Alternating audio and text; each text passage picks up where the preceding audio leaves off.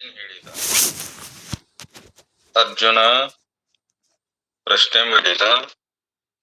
ಆ ಪ್ರಶ್ನೆಗಳಿಗೆ ಉತ್ತರವನ್ನ ಹೇಳ್ತಾ, ನೋಡಪ್ಪ, ಯೋಗ ಭ್ರಷ್ಟನಾದವ ತನ್ನ ಜೀವನದಲ್ಲಿ ಹಿಂದಿನ ಕರ್ಮಗಳನ್ನ ಮಾಡಿ ಆ ಕರ್ಮದಲ್ಲಿ ತನ್ನ ನಿಜವಾದ ಸ್ವರೂಪವನ್ನ ತಿಳ್ಕೋಬೇಕಂತೇಳಿ ಪ್ರಯತ್ನ ಮಾಡಿ ಗುರಿಯರ ಮುಟ್ಟಿಲ್ಲ, ಸಾಧನರ ಬಿಟ್ಟಿಲ್ಲ. ಅವನ ದೇಹ ಹೋಗೈತಲ್ಲ, ಅವನ ಗತಿ ಏನಾಕತಿ ಅಂತ ಹೇಳಿ ಪ್ರಶ್ನೆ ಮಾಡಿದ್ನಲ್ಲ, ಅದನ್ನ ಕುರಿತು ಹೇಳಿದ. ನೋಡಪ್ಪ, ನೀನು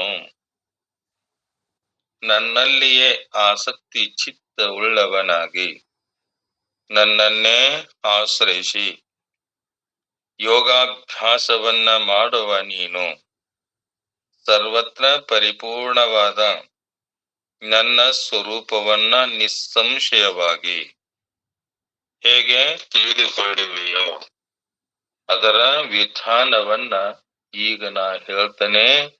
ಅದನ್ನ ನೀನು ಚೆನ್ನಾಗಿ ಕೇಳು. ಕೇಳಿದ್ದನ್ನ ಮರಿಬೇಡ. ನಾ ಎಷ್ಟೋ ಸಲ ಹೇಳ್ತಾನ ಬಂದೇನಿ, ನಾ ಹೇಳಿದ್ದನ್ನ ನೀ ಮರಿತಾನ ಬಂದಿಯಲ್ಲ. ಅದಕ್ಕ ಇದನ್ನೇನ್ ಮಾಡು, ಚೆನ್ನಾಗಿ ಅರಿತುಕೊಂಡು ಯಾವ ನಿನ್ನ ಮನಸ್ಸಿನಲ್ಲಿ ಸಂಶಯ ಎಂದೆಂದೂ ಬರದಂತೆ. ಆ ಸಂಶಯ ಬಂದಿತ್ತಲ್ಲ, ನಿನ್ನೆ ಸಂಶಯ ಬಂದಾಗ ಆ ತನ್ನ ನಿಜವಾದ ಸ್ವರೂಪವನ್ನ ತಿಳಿದುಕೊಳ್ಳುವುದಾಗ್ಲಿಲ್ಲಲ್ಲ, ಅದರಂತೆ ನಿನಗೆ ಸಂಶಯ ಯಾವಾಗೂ ಬರಬಾರದು. ಅದನ್ನೆಲ್ಲ ನೀ ಲಕ್ಷ್ಯದಲ್ಲಿಟ್ಟುಕೊಂಡು ಯೋಗ ಮಾಡುವವರು ತಮ್ಮ ಆತ್ಮನ ಅಖಂಡ ಸ್ವರೂಪವನ್ನ ತಿಳಿದುಕೊಳ್ಳಬೇಕೆಂಬುದೇ ಗುರಿ. ನಮ್ಮ ನಿಮ್ಮೆಲ್ಲರ ಗುರಿ ಏನಿದೆ?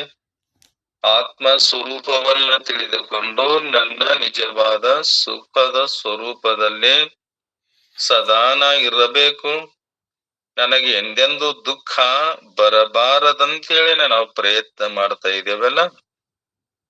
ಅದಕ್ಕ ಅಂತ ಅಖಂಡ ಸ್ವರೂಪವನ್ನ ಪರೋಕ್ಷವಾಗಿ ತಿಳಿದರೆ ಸಾಲದಪ್ಪ.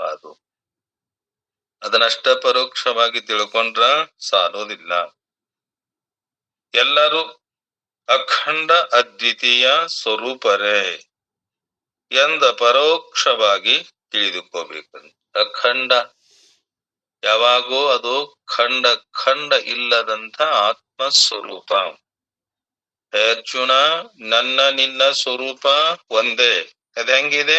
ಅಖಂಡವಾಗಿದೆ ಮತ್ತು ಅದ್ವಿತೀಯವಾಗಿದೆ. ಅದನ್ನ ನೀನು ತಿಳ್ಕೋ.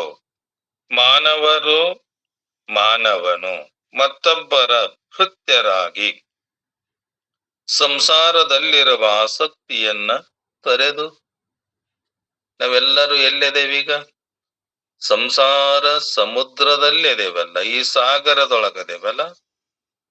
ಅದನ್ನ ಏನ್ ಮಾಡು, ಆ ಸಂಸಾರದಲ್ಲಿರತಕ್ಕಂತ, ಸಂಸಾರ ಅಂದ್ರ ನಾವೇನ್ ತಿಳ್ಕೊಂಡೇವಿ? ಒಂದು ಹೆಂಡತಿ ಮಾಡಿಕೊಂಡು, ಒಂದು ಗಂಡನನ್ನ ಮಾಡಿಕೊಂಡು, ಒಂದು 4 ಮಕ್ಕಳನ್ನ ಹಡೆದು, ಇದು ನನ್ನ ಸಂಸಾರ ಅಂತ ನಾವು ಕುಂತೇವಲ್ಲ. ಇದು ನಿಜವಾದ ಸಂಸಾರ ಅಲ್ಲ. ನಿಜವಾದ ಸಂಸಾರ ಯಾವುದು? ಹುಟ್ಟು ಮತ್ತು ಸಾವು. ಎಲ್ಲಿವರೆಗೆ ನಾವು ಈ ಹುಟ್ಟು ಮತ್ತು ಸಾವಿನಿಂದ ಬಿಡುಗಡೆ ಆಗುವುದಿಲ್ಲಲ್ಲ, ಇದು ಸಂಸಾರ. ಇಂಥ ಸಂಸಾರ ಈ ಭೃತ್ಯರಾಗಿ ಈ ಸಂಸಾರದಲ್ಲಿರುವ ಆಸಕ್ತಿಯನ್ನ ತೊರೆದು ಆತ್ಮ ಭೃತ್ಯರಾಗಿ ನಾವು ಈ ಸಂಸಾರ ಸಾಗಿಸಬೇಕಂತೇಳಿ ಎಷ್ಟು ಅತ್ಯಂತ ಪ್ರೀತಿಯಿಂದ ಹಗಲು ರಾತ್ರಿ ಎನ್ನದೆ ಕಷ್ಟಪಟ್ಟು ಇದುವೇ ಸತ್ಯ ಅಂತ ನಂಬಿ ಅದನ್ನ ಮಾಡ್ತೇವಲ್ಲ. ಹಾಗೆ ಅದರಂತೆ ಆತ್ಮನಲ್ಲಿ ಆಸಕ್ತಿಯನ್ನಿಟ್ಟು ಶ್ರವಣ ಮನನ ನಿಧಿಧ್ಯಾಸನ ಯೋಗ ಮಾಡಿದರೆ ತಾನೇ ಅಖಂಡ ಅದ್ವಿತೀಯ ಪರಬ್ರಹ್ಮವೆಂದು ಅಪರೋಕ್ಷವಾಗಿ ಅನುಭವ ಆಕತ್ತಪ್ಪ. ಅದಕ್ಕೆ ಅಂತ ಅನುಭವವನ್ನ ನೀನು ಅನುಭವಿಸಿ ನಿನ್ನ ನಿಜವಾದ ಸ್ವರೂಪವಾಗಿರುವ ಹಂತ ಆತ್ಮ ತತ್ವವನ್ನ ತಿಳಿದುಕೊಂಡು ಈ ಭವಸಾಗರದಲ್ಲಿ ಬಾರದಂತೆ ಮತ್ತೆ ಹುಟ್ಟದಂತೆ ಮತ್ತೆ ಸಾಯದಂತೆ ಮಾಡ್ಕೋ. ಅದಕ್ಕ ಯಥಾಜ್ಞಾಶಿ ನಾ ಎಲ್ಲ ಹೇಳ್ತಾ ಬಂದೇನಲ್ಲ, ನಿನಗೂ ಹೇಳಿದೆ, ಸೂರ್ಯನಿಗೂ ಹೇಳಿದೆ, ಮನುವಿಗೂ ಹೇಳಿದೆ, ಎಷ್ಟೋ ಸಲ ಹೇಳೇನಿ. ಹೇಳಿದ್ದನ್ನ ನೀ ಮರೆತ್ ಮತ್ತೇನ್ ಮಾಡಕತ್ತಿ? ಅಲ್ಲ ಪರಮಾತ್ಮ ಅವಂಗ ಯಾವಾಗ ಹೇಳಿದೆ, ಮನುವಿಗೆ ಯಾವಾಗ ಹೇಳಿದೆ, ಸೂರ್ಯನಿಗೆ ಯಾವಾಗ ಹೇಳಿದೆ, ನನಗೆ ಯಾವಾಗ ಹೇಳಿದೆ ಅಂತೇಳಿ ನಿನಗ ಸಂಶಯ ಬಂದತ್ತಲ್ಲಪ್ಪ. ನಾ ಹೇಳಿದ್ದನ್ನ ನೀನು ಮರುತ್ತಾ ಬಂದಿಯಲ್ಲ, ಅದಕ್ಕೆ ನನಗೆ ಮರೆವೇ ಇಲ್ಲ, ನಿನಗ ಮರೆವೈತಿ. ಅದಕ್ಕ ಈಗ ಹೇಳ್ತೇನಲ್ಲ, ಹೇಳಿದ್ದನ್ನ ಮರೆಯದಿರು. ಗುರು ಹೇಳಿದ ತೆರದೊಳು. ಒಂದ್ ಸಲ ನಾ ಈಗ ಹೇಳೇನಿ, ಎಷ್ಟೇ ಸಲ ಹೇಳೇನಿ, ಹೇಳಿದ್ದನ್ನ ನೀ ಮರೆತು ಮತ್ತ ನನಗೇನು ಹೇಳೇ ಇಲ್ಲ ಹೇ ಪರಮಾತ್ಮ ಅಂತೇಳಿ ನೀ ಕೇಳ್ತೀಯಲ್ಲ, ಈಗ ಇನ್ನು ಹೇಳಿದ್ದನ್ನ ಮರಿಬೇಡ. ಅದಕ್ಕ ನಾ ಹೇಳೋದನ್ನ ನೀನು ಚೆನ್ನಾಗಿ ತಿಳಿದುಕೊಂಡು ಜ್ಞಾನವು ಪರೋಕ್ಷವೆಂದು ಉಂಟಾಗುವ ಶಂಕೆಗೆ ನಾನು ಪರಿಹಾರವನ್ನ ಹೇಳ್ತಾ, ಜ್ಞಾನವು ಸದಾ ಪರೋಕ್ಷವೆಂದು ಜಿಜ್ಞಾಸುಗಳನ್ನ ಜ್ಞಾನಕ್ಕೆ ಅಭಿಮುಖರನ್ನಾಗಿ ಮಾಡಿಕೊಳ್ಳಲು ನಾವೆಲ್ಲರೂ ಆ ಭಗವಂತನ ಮುಖಕ್ಕಾಗಿ ಶಾಸ್ತ್ರ ಚಿಂತನೆ ಮಾಡಿ ಆ ಜ್ಞಾನದ ಆ ಪ್ರಾಪ್ತಿಗಾಗಿ ನಾವು ಹಗಲು ರಾತ್ರಿ ಪ್ರಯತ್ನ ಮಾಡಬೇಕಾಗಿತ್ತಲ್ಲ. ಅದಕ್ಕ ಹೇಳಿದವ, ಯೋಗಿನಾಂ ಅಪಿ ಸರ್ವೇಷಾಂ ಮದ್ಗತೇನ ಅಂತರಾತ್ಮನ. ಯೋಗಿಗಳೆಲ್ಲ ನನ್ನಲ್ಲಿಯೇ ಅಂತರಾತ್ಮವನ್ನಿಟ್ಟು ಅಂದ್ರ ತಮ್ಮ ಶ್ರದ್ಧೆ, ಭಕ್ತಿ, ವಿಶ್ವಾಸವನ್ನಿಟ್ಟು ತಮ್ಮ ಜೀವನ ಪರ್ಯಂತರವಾಗಿ ಎಷ್ಟೇ ಜೀವನ ಮಾಡ್ಯಾರಲ್ಲೀಗ ಆ ಜೀವನ ಮಾಡ್ತಾ ನನ್ನಲ್ಲಿ ಶ್ರದ್ಧೆಯನ್ನಿಟ್ಟು ಶ್ರದ್ಧಾವಾನ್ ಭಜತೆ ಯಹ ಮಾಂ ಸಹ ಮೇ ಯುಕ್ತತಮಃ ಮತಃ. ಶ್ರದ್ಧೆಯಿಂದ ಯಾವಾತನು ನನ್ನನ್ನ ಭಜಿಸುತ್ತಿರುವನೋ ಅವನೇ ಹೆಚ್ಚಿನ ಯೋಗಿ ಅಂತ ನನ್ನ ಮತ ಐತಪ್ಪ. ನೀನದನ್ನ ತಿಳ್ಕೋ. ನನ್ನ ಮೇಲೆ ಯಾರು ಶ್ರದ್ಧೆ ಇಟ್ಟಿಲ್ಲ, ನಾನೇನ್ ಮಾಡೇನಿ? ಎಲ್ಲರಿಗೂ ಎಲ್ಲವನ್ನ ಕೊಟ್ಟೇನೆ. ಸುಖವಾಗಿ ಹಗಲು ರಾತ್ರಿ ನನ್ನ ಚಿಂತನೆ ಮಾಡಿ ನನ್ನನ್ನೇ ಕೂಡಿ ನಿಜವಾದ ಸುಖದಿಂದ ಅವರು ಸದಾ ಚಿಂತನೆ ಮಾಡ್ಲಿ ಅಂತೇಳಿ ಎಲ್ಲ ಕೊಟ್ಟೇನವ್ರಿಗೆ. ಕೊಟ್ಟರು ಏನ್ ಮಾಡ್ಯಾರವರು? ನನ್ನನ್ನ ಮರೆತು ಮಾಡಬಾರದ ಮತ್ತೆ ಆ ಕೃತ್ಯಗಳಲ್ಲಿ, ನಿಷಿದ್ಧ ಕರ್ಮಗಳಲ್ಲಿ ಮತ್ತ ಕ್ಷುದ್ರ ದೇವತೆಗಳಲ್ಲಿ ಈ ಪಿಶಾಚಿ, ಭೂತ, ಬ್ರಹ್ಮ, ರಾಕ್ಷಸ ನಾವು ಬೇಡಿದ್ದನ್ನ ಇಷ್ಟಾರ್ಥಗಳನ್ನ ಕೊಡ್ತಾವಂತೇಳಿ ಏನ್ ಮಾಡ್ಯಾರ? ನನ್ನನ್ನ ಮರೆತು ಈ ಸಂಸಾರದಲ್ಲಿ ಕಣಿಕ ಸುಖಕ್ಕಾಗಿ ಅದು ಸತ್ಯ ಅಂತೇಳಿ ತಿಳ್ಕೊಂಡು ಅಲ್ಲೇ ಜೀವನ ಮಾಡಕತ್ತಾರಲ್ಲ, ಅದಕ್ಕ ಅದು ಸರಿಯಾಗುದಿಲ್ಲಪ್ಪ. ಅದಕ್ಕ ನೀನು ಅವನೇ ಹೆಚ್ಚಿನ ಯೋಗಿ. ಯಾರೋ ನನ್ನ ಮೇಲೆ ಅತ್ಯಂತ ಶ್ರದ್ಧೆಯನ್ನಿಟ್ಟು ವಿಶ್ವಾಸವನ್ನಿಟ್ಟು ಆ ಭಗವಂತನನ್ನ ಬಿಟ್ಟು ಈ ಜಗತ್ತಿನಲ್ಲಿ ಯಾವುದೂ ಇಲ್ಲ ಅಂತ ನಿಶ್ಚಯ ಮಾಡಿ ತನ್ನ ಪ್ರಯತ್ನವನ್ನ ಹಗಲು ರಾತ್ರಿ ಎನ್ನದೆ ಮಾಡ್ತಾನಲ್ಲ, ಅವನೇ ಶ್ರೇಷ್ಠವಾದ ಯೋಗಿ. ನನ್ನ ಮತ ಐತಂದಾಗ ಪ್ರಶ್ನೆ ಮಾಡಿದ, ಪ್ರಶ್ನೆಗೆ ಅವಕಾಶವನ್ನ ಕಲ್ಪಿಸಿಕೊಟ್ಟು ಇತಿ ಪ್ರಶ್ನ ಬೀಜಂ ಉಪನ್ಯಸ್ಯ ಸ್ವಯಂ ಏವ ಈದೃಶಂ ಮದೀಯಂ ತತ್ವಂ ಏವಂ ಮದ್ಗತಾಂತರಾತ್ಮ. ಶಾತ್ ಇತಿ ಏತತ್ ವಿವಕ್ಷುಃ ಶ್ರೀ ಭಗವಾನ್ ಉವಾಚ. ಅವಾಗ ಹೇಳಿದ, ಕಲ್ಪಿಸಿಕೊಟ್ಟ ಏನಂದ, ನೋಡಪ್ಪ, ಯೋಗಿಗಳಲ್ಲಿ ಶ್ರೇಷ್ಠನಾದವ ನನ್ನ ಮೇಲೆ ಅತ್ಯಂತ ಪ್ರೀತಿಯನ್ನಿಟ್ಟು ಅವನನ್ನ ಬಿಟ್ಟು ನನ್ನ ಜೀವನದಲ್ಲಿ ನನಗೆ ಯಾರ್ಯಾರು ಗತಿ ಇಲ್ಲ. ಅದಕ್ಕ ತಂದೆಯೋ ನೀನೆ, ತಾಯಿಯೋ ನೀನೆ, ಬಂಧು ನೀನೆ, ಬಳಗವು ನೀನೆ, ನೀನಲ್ಲದೆ ಮತ್ತಾರು ಇಲ್ಲ ಕೂಡಲ ಸಂಗಮ ದೇವ, ನಿನ್ನ ಹೊರತು ಈ ಜಗತ್ತಿನಲ್ಲಿ ಯಾರು ಇಲ್ಲ ಅಂತೇಳಿ ನನ್ನನ್ನೇ ನಾನೇ ತಾಯಿ, ನಾನೇ ತಂದೆ, ನಾನೇ ಸ್ನೇಹಿತ, ನಾನೇ ಬಂಧು, ನಾನೇ ಬಳಗ, ಎಲ್ಲವೂ ನಾನೇ ಅಂತೇಳಿ ನನ್ನ ಮೇಲೆ ವಿಶ್ವಾಸವನ್ನಿಟ್ಟನಲ್ಲ, ಅವನು ನನಗೆ ಅತ್ಯಂತ ಪ್ರಿಯಪ. ಅವ ನನ್ನನ್ನೇ ಸೇರ್ತಾನ. ಅದರಂತೆ ನೀನು ಜೀವನ ಮಾಡು. ಹೇ ಪಾರ್ಥನೆ, ನನ್ನಲ್ಲಿ ಆಸಕ್ತವಾದ ಮನಸ್ಸಿನಿಂದ ನನ್ನನ್ನೇ ಆಶ್ರಯಿಸಿದವನಾಗಿ, ಅವನ ಬಿಟ್ಟು, ಆ ಭಗವಂತನ ಬಿಟ್ಟು ನನ್ನದು ಎನ್ನುವುದು ಯಾವುದೂ ಇಲ್ಲ ಅಂತೇಳಿ ಯೋಗವನ್ನ ಮಾಡುತ್ತಾ ಸಂಶಯವಿಲ್ಲದಂತೆ ಆ ಪರಮಾತ್ಮನ ಮೇಲೆ, ಸದ್ಗುರುನಾಥನ ಮೇಲೆ, ಸರ್ವಶಾಸ್ತ್ರಗಳ ಮೇಲೆ, ಶ್ರುತಿಗಳ ಮೇಲೆ, ಸ್ಮೃತಿಗಳ ಮೇಲೆ, ಆಗಮ ವೇದ ಪುರಾಣಗಳ ಮೇಲೆ ಎಂದೆಂದು ಸಂಶಯ ಬರಬಾರದು. ನಮ್ಮ ಸಂಶಯ ಎಲ್ಲೇ ನಮ್ಮ ನಿಜವಾದ ಸ್ವರೂಪವನ್ನ ತಿಳಿಯುವುದರಲ್ಲಿ ಎಂದೆಂದು ಸಂಶಯ ಬರಬಾರದು. ಅದಕ್ಕಂತಾರ ಅವರು ಸಂಶಯವಿಲ್ಲದಂತೆ ಸಮಗ್ರವಾಗಿ ನನ್ನನ್ನ ನೀನು ಹೇಗೆ ತಿಳಿದುಕೊಳ್ಳಬಹುದು, ನನ್ನ ನಿಜವಾದ ಸ್ವರೂಪವನ್ನ ನನ್ನ ಕೂಡಬೇಕಾತಂದ್ರ ಹೆಂಗ ಕೂಡಬೇಕು, ಅದಕ್ಕೆ ಬೇಕಲ್ಲ ಮಾರ್ಗ. ಈಗ ನಾವ್ ಒಂದ್ ಊರಿಗೆ ಹೋಗ್ಬೇಕಾಗ್ಯವಲ್ಲ, ಊರ್ಗ್ ಹೋಗ್ಬೇಕಾಗೈತಿ, ಆ ಊರರ ನೋಡಿಲ್ಲ, ದಾರಿ ಗೊತ್ತಿಲ್ಲ, ಆ ದಾರಿ ಗೊತ್ತಿಲ್ಲದೆ, ಊರು ಗೊತ್ತಿಲ್ಲದೆ ನಾವು ಸಂಚಾರ ಮಾಡಕತ್ತೇವಲ್ಲ, ಆ ಊರಿಗೆ ಹೋಗುವುದಾದರೂ ಹೇಗೆ? ಅದಕ್ಕ ಆತ್ಮ ಸ್ವರೂಪವನ್ನ, ಆ ಭಗವಂತನನ್ನ ಕೂಡಬೇಕಾದ್ರ ನೋಡು, ನಾನು ಹೇಳಿದ ಮಾರ್ಗವನ್ನ ನೀನು ಹಿಡಿದುಕೊಂಡು, ನಾನು ಹೇಳಿದಂತೆ ನೀನು ನಡೆದಿದ್ದಾದರೆ ಏನೋ ನನ್ನನ್ನ ನೀನು ಹೇಗೆ ತಿಳಿದುಕೊಳ್ಳಬಹುದು ಅದನ್ನ ಕೇಳು. ನಾ ಅದನ್ನ ಹೇಳ್ತೇನೆ, ನೀನು ಕೇಳಪ್ಪ. ನಾ ಹೇಳಿದ್ದನ್ನ ಅದನ್ನು ಚೆನ್ನಾಗಿ ಶ್ರವಣ ಮಾಡು, ಶ್ರವಣ ಮಾಡಿದ್ದನ್ನ ಮನನ ಮಾಡು, ಮನನ ಮಾಡಿದ್ದನ್ನ ನಿಧಿಧ್ಯಾಸನ ಮಾಡು.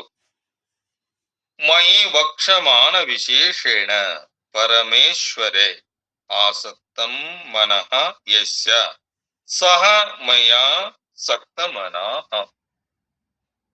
ನನ್ನಲ್ಲಿಯೇ ಅಂದ್ರ ಮುಂದೆ ಹೇಳುವ ವಿಶೇಷಣಗಳಿಂದ ಕೂಡಿದ ಪರಮೇಶ್ವರನಲ್ಲಿಯೇ ಆಸಕ್ತಿಯುಳ್ಳ ಮನಸ್ಸಿನಿಂದ ಕೂಡಿದವನಾಗಿರುವವನು ಮಯ್ಯಾಸಕ್ತ ಮನನು. ನನ್ನನ್ನ ಕೂಡಬೇಕು, ಆ ಭಗವಂತನನ್ನ ಕೂಡಿ, ಆ ಭಗವಂತನನ್ನ ಬಿಟ್ಟು ಯಾವುದು ನನಗೆ ನಿಜವಾದ ಸುಖ ಕೊಡುವುದು ಇಲ್ಲ ಅಂತ ತಿಳ್ಕೊಂಡು, ನಾನು ಹೇಳಿರುವ ನನ್ನ ವಚನಾಮೃತದ ಮೇಲೆ, ನಾನು ಹೇಳತಕ್ಕಂಥ ಈ ಉಪದೇಶಾಮೃತದ ಮೇಲೆ ಅತ್ಯಂತ ಶ್ರದ್ಧೆಯನ್ನಿಟ್ಟುಕೊಂಡು ಯಾವನೋ ಎಲ್ಲವೂ ನನಗರ್ಪಿಸಿ ನಾನು ಹೇಳಿದಂತೆ ಕೇಳ್ತಾನಲ್ಲ, ಅವನೇ ಆ ಮಾರ್ಗಕ್ಕೆ ಹೋಗುವ ಯೋಗಿ ಅಂತ ಅಧಿಕಾರಿ. ಅವ ನನಗ ಬಹಳ ಅತ್ಯಂತ ಪ್ರಿಯಪ. ಹೇ ಪಾರ್ಥ, ಯೋಗಂ ಯುಂಜನ್ ಮನಃ ಸಮಾಧಾನಂ ಕುರ್ವನ್ ಮದಾಶ್ರಯಃ ಅಹಂ ಏವ ಪರಮೇಶ್ವರಃ ಆಶ್ರಯಃ ಯಸ್ಯ ಸಹ ಮದಾಶ್ರಯಃ. ಹೇ ಅರ್ಜುನನೇ, ಮದಾಶ್ರಯನಾಗಿ ಅಂದ್ರ ಪರಮೇಶ್ವರನಾದ ನಾನೇ ಯಾವನಿಗೆ ಆಶ್ರಯವೋ. ನಾನು ಎಲ್ಲದಕ್ಕೂ ನಾನೇ ಆಶ್ರಯ ಆಗ್ಯಾನಲ್ಲ. ಅವ ಏನ್ ತಿಳ್ಕೊಂಡನ? ಯಾರೋ ನನಗೆ ಆಶ್ರಯದಾತಗ್ಯಾರಲ್ಲ ಅಂತ. ಆಶ್ರಯದಾತ ಯಾವನೋ ಒಬ್ಬ ಯಾವುದಾದರೊಂದು ಪುರುಷಾರ್ಥವನ್ನ ಬಯಸುವವನಾಗಿರುವನೋ ಅದಕ್ಕೆ ಸಮಾಧಾನವಾದ ಸಾಧನವಾಗಿರುವ ಅರ್ಥಿ. ಅದಕ್ಕ ಯಹ ಈ ಕಶ್ಚಿತ್ ಪುರುಷಾರ್ಥೇನ ಕೇನಚಿತ್ ಅರ್ಥಿ ಭವತಿ ಸಹ ತತ್ಸಾಧನಂ ಕರ್ಮ ಅಗ್ನಿಹೋತ್ರಾದಿ ತಪಃ ದಾನಂ ವಾ ಕಿಂಚಿತ್ ಆಶ್ರಯಂ ಪ್ರತಿಪದ್ಯತೆ. ಏನಿಗೆನ ಪುರುಷಾರ್ಥವನ್ನ ಬಯಸ್ತಾನಲ್ಲ. ಪುರುಷಾರ್ಥ ಅಂದ್ರೆ ಏನು? ಧರ್ಮ, ಅರ್ಥ, ಕಾಮ, ಮೋಕ್ಷ. ಈ ಧರ್ಮ, ಅರ್ಥ, ಕಾಮಗಳು ಗೌಣವಾಗ್ಯವಲ್ಲ. ಪರಮ ಪುರುಷಾರ್ಥವಾಗಿರುವಂಥದ್ದು ಯಾವುದು? ಅದು ಮೋಕ್ಷ ಪುರುಷಾರ್ಥ. ಅಂತ ಮೋಕ್ಷವನ್ನ ಬಯಸುವವ ಏನ್ ಮಾಡಕತ್ತೇನವ? ಧರ್ಮ. ಧರ್ಮ ಮಾಡಬೇಕಾದರೂ ಅದು ಹೆಂಗಿರಬೇಕು? ತನ್ನ ಸಾತ್ವಿಕ ಗುಣದಿಂದ ತಾನು ಒಳ್ಳೆಯ ಕಾರ್ಯಗಳನ್ನ ಮಾಡತಾ ಧರ್ಮ. ಒಳ್ಳೆಯ ಆಚರಣೆ ಅದು ಧರ್ಮ. ಅರ್ಥ, ತಾನು ಒಳ್ಳೆಯ ಕಾರ್ಯಗಳನ್ನ ಮಾಡ್ತಾ ಆ ಹಣವನ್ನ ಸಂಗ್ರಹ ಮಾಡಬೇಕಂದ್ರು ಹೆಂಗಿರಬೇಕದು? ಧರ್ಮ ಪುರಸ್ಸರವಾಗಿರಬೇಕು. ಇನ್ನೊಬ್ಬರಿಗೆ ತೊಂದರೆಯನ್ನ ಕೊಟ್ಟು ಇನ್ನೊಬ್ಬರ ಸಿರಿ ಸಂಪತ್ತನ್ನ ಕಸಿದುಕೊಂಡು ಆ ಹಣವನ್ನ ಸಂಗ್ರಹ ಮಾಡಿರಬಾರದು. ಯಾರಿಗೂ ತೊಂದರೆ ಕೊಡಲಾರದ ಅಂತ ಆ ಹಣವನ್ನ ಸಂಗ್ರಹ ಮಾಡ್ತಾನಲ್ಲ. ಯಾವುದಕ್ಕಾಗಿ? ದಾನ, ಧರ್ಮ, ಪರೋಪಕಾರಕ್ಕಾಗಿ. ಅದು ಹೆಂಗಿರಬೇಕು? ಧರ್ಮದಿಂದ ಕೂಡಿರಬೇಕು. ಅದು ಹಣ. ಅರ್ಥ, ಧರ್ಮ, ಅರ್ಥ, ಕಾಮ. ಕಾಮ ಅಂದ್ರ ಆಸೆ. ಆಸೆ ಏನನ್ನ ಬಯಸಬೇಕಂತಂದ್ರ ನನ್ನನ್ನ ಕೂಡಬೇಕು ಅಂತ ಆಸೆ. ಭಗವಂತನನ್ನ ಕೂಡಬೇಕನ್ನುವ ಆಸೆ ಯಾ ಯೋಗಿಗೆ ಇದೈತಲ್ಲ ಅವ ಮಾತ್ರ ನನ್ನನ್ನ ಕೂಡ್ತಾನ ಅಂತ ನಿಜವಾದ ಸ್ವರೂಪವನ್ನ ಸಾಕೆನಿಸದ, ಸವೆಯದ, ಬೇರೊಂದು ಬೇಕೆನಿಸದಂತ ಸುಖ ಎಲ್ಲಿದೆ? ಆ ಮೋಕ್ಷ ಸ್ವರೂಪದಲ್ಲಿ ಎಲ್ಲ. ಹಂತವ ನಾನು ಹೇಳಿದಂತೆ, ನಾನು ಹೇಳಿದ ನುಡಿಗಳನ್ನ ತನ್ನ ಮನಸ್ಸಿನಲ್ಲಿ ಅದನ್ನ ಆಳವಾಗಿ ಚಿಂತನ ಮಾಡಿ ಆ ಗುರಿಯನ್ನ ಮುಟ್ಟಬೇಕಾದಾಗ ಅದಕ್ಕ ಮುಂದೊಂದು ಗುರಿ ಇರಲಿ, ಹಿಂದೊಬ್ಬ ಗುರು ಇರಲಿ. ನಮ್ಮ ಗುರಿ ಇರಲಾರದೆ, ಗುರು ಇರಲಾರದೆ ನಮ್ಮ ನಿಜವಾದ ಆ ಆತ್ಮ ಸ್ವರೂಪ ಮೋಕ್ಷ ಸ್ವರೂಪ ಅಂತದ್ದನ್ನ ನಾ ತಿಳ್ಕೊಂತೇನಂದ್ರ ಯಾವ ಜನ್ಮಕ್ಕೂ ತಿಳಿಯಲಿಕ್ಕೆ ಆಗುದಿಲ್ಲ. ಅದಕ್ಕೆ ನೀನೇನ್ ಮಾಡೋ? ನನ್ನನ್ನ ಆಶ್ರಯ ಮಾಡಿಕೊಂಡು ಅಯಂ ತು ಯೋಗಿ ಮಾಂ ಏವ ಆಶ್ರಯಂ ಪ್ರತಿಪದ್ಯತೆ ಹಿತ್ವಾ ಅನ್ಯತ್ ಸಾಧನಾಂತರಂ ಮಯಿ ಏವ ಆಸಕ್ತಮನ ಭವತಿ. ಅವ ಏನ್ ಮಾಡ್ತಾನ? ಪುರುಷಾರ್ಥವನ್ನ ಬಯಸತಕ್ಕಂಥ ಯೋಗಿ ಅವ ಅದಕ್ಕೆ ಸಾಧನವಾದ ಅಗ್ನಿಹೋತ್ರವೇ ಮುಂತಾದ ಕರ್ಮವನ್ನೋ ತಪಸ್ಸನ್ನೋ ದಾನವನ್ನೋ ಯಾವುದಾದರೊಂದನ್ನ ಆಶ್ರಯವನ್ನಾಗಿ ಹೊಂದಿರ್ತಾನಲ್ಲಪ್ಪ. ನೀನು ಅದರಂತೆ ಏನ್ ಮಾಡು? ಆ ದಾನರ ಮಾಡು, ಧರ್ಮನರ ಮಾಡು, ಅಗ್ನಿಹೋತ್ರ ಆದರೂ ಮಾಡು, ಏನೋ ಏನಾದರೂ ಮಾಡು. ಕರೆ ಆದ್ ಹೆಂಗಿರಬೇಕು? ಧರ್ಮದಿಂದ ಕೂಡಿರಬೇಕು. ಅದು ಮಾಡೇನಂತೇಳಿ ನಾವು ದಾನ ಮಾಡಿ, ಧರ್ಮ ಮಾಡಿ, ಅಗ್ನಿಹೋತ್ರಾದಿಗಳನ್ನ ಮಾಡಿ ಅಲ್ಲ, ಅದನ್ನ ಮಾಡೇನನ್ನೋದು ಮನಸ್ಸಿನಲ್ಲಿ ಇಲ್ಲದೆ, ದಾನ ಧರ್ಮ ಮಾಡೇನನ್ನೋದು, ಪರೋಪಕಾರ ನಾನು ಇನ್ನೊಬ್ಬರಿಗೆ ಮಾಡೇನನ್ನೋದು ನಿನ್ನ ಕನಸು ಮನಸ್ಸಿನಲ್ಲಿ ಬಾರದಂತೆ. ಮಾಡೇನೆಂಬುದು ಮನದಲ್ಲಿ ಹೊಳೆದರೆ ಏಡಿಸಿ ಕಾಡಿತ್ತು ಶಿವನದಂಗುರ. ನಿನಗ ಮಾಡೇನನ್ನೋದು ಕೂಡ ಅದೇನ್ ಬರಬಾರ್ದು, ಕನಸು ಮನಸ್ಸಿನಲ್ಲಿ ಬಾರದಂತೆ. ಏನು, ಜೀವನವನ್ನ ಮಾಡು, ತಪಸ್ಸು ಮಾಡು. ತಪೋ ತಪ್ಯತೈತಿ ತಪಃ. ದೇಹಕ್ಕೆ ತೊಂದರೆಯನ್ನ ಕೊಟ್ಟು ನಾನು ಭಗವಂತನನ್ನ ಕೂಡಬೇಕು ಅಂತೇಳಿ ಅವಾಗ ಹಿಂದೊಂದು ಸಲ ಹೇಳಿದ್ರು. ಒಬ್ಬ ತಪಸ್ವಿ ಏನ್ ಮಾಡಿದ, ಗಿಡದ ಕೆಳದ, ಅದು ಜಾಲಿ ಗಿಡ ಅಂತ ಗಿಡದ ಕೆಳಗ ಕುಳಿತುಕೊಂಡು ತಪಸ್ಸು ಮಾಡಕತ್ತಿದ್ದ. ಮಾಡುವಾಗ ಒಂದು ಕಾಗೆ ಮಲ ಮಾಡ್ತಂತ ಮಲಮೂತ್ರವನ್ನ ಅವನ ತಲೆ ಮೇಲೆ ಮಾಡಿದಾಗ ಸಿಟ್ಟು ಬಂತಂತವನ್. ಎಷ್ಟು ವರ್ಷ ಮಾಡ್ಯಾನ, ಎಷ್ಟೋ ವರ್ಷ ತಪಸ್ಸು ಮಾಡ್ಯಾನ. ಮಾಡಿದ ತಕ್ಷಣ, ಅಲ್ಲ ನಾನು ಇಂಥ ತಪಸ್ವಿ, ತಪಸ್ಸನ್ನ ಮಾಡುವಾಗ ಈ ಕಾಗೆ ನನ್ನ ತಲೆಯ ಮೇಲೆ ಮಲಮೂತ್ರವನ್ನ ಮಾಡಿದೆಯಲ್ಲ ಅಂತ ಮೇಲೆ ತಾನು ಸಿಟ್ಟಿನಿಂದ ನೋಡಿದ ತಕ್ಷಣ ಆ ಕಾಗೆ ಸುಟ್ಟು ಭಸ್ಮಾತು. ಅವ ತಿಳ್ಕೊಂಡ, ನನ್ನ ತಪಸ್ಸು ಬಲಿಯಿತು. ನಾನು ಕುಳಿತುಕೊಂಡ ಸಂದರ್ಭದಲ್ಲಿ, ಆ ತಪಸ್ಸು ಮಾಡುವ ಸಮಯದಲ್ಲಿ ಕಾಗೆ ನನ್ನ ತಲೆಯ ಮೇಲೆ ಮಲಮೂತ್ರವನ್ನ ಮಾಡಿದಾಗ ನಾನು ನೋಡಿದಾಗ ಆ ಕಾಗೆ ಸುಟ್ಟು ಭಸ್ಮಾತಲ್ಲ. ಯಾವುದರಿಂದ? ನನ್ನ ತಪಸ್ಸಿನಿಂದ. ಅಹಂಕಾರ ಬೆಳೆದು ನಾನು ಮಾಡಿರುವ ತಪಸ್ಸು ನನಗೆ ಸಿದ್ಧಿ ಆದಂತೇಳಿ ಏನ್ ಮಾಡಿದ, ಆ ನಂತರ ಹೋಗಿ ಊರಲ್ಲಿ ಭವತಿ ಭಿಕ್ಷಾಂದೇಹಿ ಅಂತ ಭಿಕ್ಷೆಯನ್ನ ಬೇಡಲಿಕ್ಕೆ ಹತ್ತಿದ. ಸತ್ಯವಾನ್ ಸಾಧ್ವಿಯಾಗಿರುವ ಅಂತವರ ಗಂಡನೇ ನನ್ನ ದೇವ, ಸಾಕ್ಷಾತ್ ಪರಮಾತ್ಮ, ತನ್ನ ಪತಿವ್ರತ ಧರ್ಮವನ್ನ ಆಚರಿಸಿದಂತ ಸಾಧ್ವಿ ಅವರ ಮಣಿ ಮುಂದೆ ಹೋಗಿ ಭವತಿ ಭಿಕ್ಷಾಂದೇಹಿ ಅಂತ ಕೂಗಿದ. ತಾಯೇ ಗಂಡನ ಸೇವೆಯನ್ನ ಮಾಡುವ ಸಮಯದಲ್ಲಿ ಬರುವುದು ಸಮಯ ಲೇಟ್ ಆದ.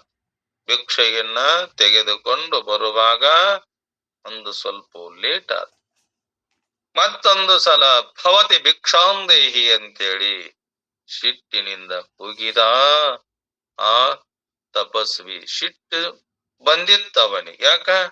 ನಾನು ಮಾಡಿರುವ ಈ ತಪಸ್ಸಿನಿಂದ ಕಾಗಿ ಸುಟ್ಟಿದೆಯಲ್ಲ, ನಾನು ಮಾಡಿರುವ ಈ ತಪಸ್ಸಿನ ಬಲದಿಂದ ಎಲ್ಲರನ್ನ ಸುಡುವ ಸಾಮರ್ಥ್ಯ ನನಗೆ ಬಂದಿದೆಯಲ್ಲ ಅಂತ ತಿಳ್ಕೊಂಡು ಏನ್ ಮಾಡಿದ, ಭವತಿ ಭಿಕ್ಷಾಂದೆ ಅಂತ ಹೇಳಿ ಸಿಟ್ಟಿನಿಂದ ಕೂಗಿದ. 3 ಸಲ ಕೂಗಿದರು. ತಾಯಿ ಕೆಲಸವನ್ನ ಮಾಡುವ, ಗಂಡನ ಸೇವೆ ಮನೆಗೆಲಸ ಮಾಡುವಾಗ ಲೇಟ್ ಆಯ್ತಲ್ಲ, ಅವಾಗ ಮತ್ತು ಕೂಗಿದಾಗ ಅಂತ ನಾನು ಕೂಗಿದರೆ ಭಿಕ್ಷೆಯನ್ನ ನೀಡುವ, ಯಾಕ ನೀ ಲೇಟ್ ಮಾಡಿದೆ ತಾಯಿ ಅಂತ ಸಿಟ್ಟಿನಿಂದ ಹೇಳ್ತಾ. ಅವಾಗ ಆಕೆಂತಳ, ನೋಡೋ ನನ್ನ ಪತಿಯಾದ ಆ ಸೇವೆಯನ್ನ ಮಾಡ್ತಾ ಇದ್ದಾಗ ಸಮಯ ಯತಿಗಳೇ ಅಂದಾಗ ಮತ್ತ ಸಿಟ್ಟಿನಿಂದ ಮಾತಾಡಕತ್ತಿದ. ಮೊದಲ ಕೊಟ್ಟವರ ಹಾಗೆ ತಾನು ಇನ್ನೊಬ್ಬರಿಗೆ ಕೊಟ್ಟು ತಾನೇ ಕೊಟ್ಟು ನಡೆಸುವ ಹಾಗೆ ನೀ ಏಕೆ ಲೇಟ್ ಮಾಡಿದೆ ಅಂತ ಸಿಟ್ಟು ಮಾಡಿದ.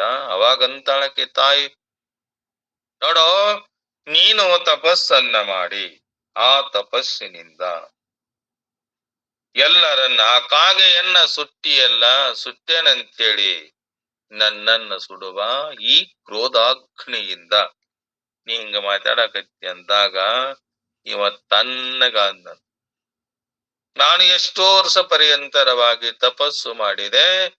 ನಾನು ತಪಸ್ಸು ಮಾಡಿದ ಕಾಗೆಯನ್ನ ಸಿಟ್ಟಿನಿಂದ ನೋಡಿದ ಕಾಗೆ ಸುಟ್ಟಿರುವ ಈಕೆಗೆ ಹೇಗೆ ಗೊತ್ತಾಯಿತು? ಚಿಂತೆಗೆ ಒಳಗಾದ. ನಾನು ಆ ದೃಷ್ಟಿಯಿಂದ ನೋಡಿದಾಗ ಕಾಗೆ ಸುಟ್ಟಿದ್ದನ್ನ ನಿನಗೆ ಹೇಗೆ ಗೊತ್ತಾಯಿತು ತಾಯಿ ಅಂದ. ಆಕಂದಳು, ನಾನು ಕೂಡ ಗಂಡನ ಸೇವೆಯನ್ನ ಮಾಡ್ತಾ ಪತಿವ್ರತೆ ಶಿರೋಮಣಿಯಾಗಿ ನೀ ಎಲ್ಲವನ್ನ ಬಿಟ್ಟು ಅರಣ್ಯದಲ್ಲಿ ಕುಳಿತುಕೊಂಡು, ಅದು ಗಿಡದ ಕೆಳಗೆ ಕುಳಿತುಕೊಂಡು ನಾನು ತಪಸ್ಸು ಮಾಡೇನೆನ್ನುವ ನೀ ಅಹಂಕಾರದಿಂದ ಮಾಡಿಯಲ್ಲ. ನೀ ಹೆಂಗ ಆ ತಪಸ್ಸು ಮಾಡಿಯಲ್ಲ.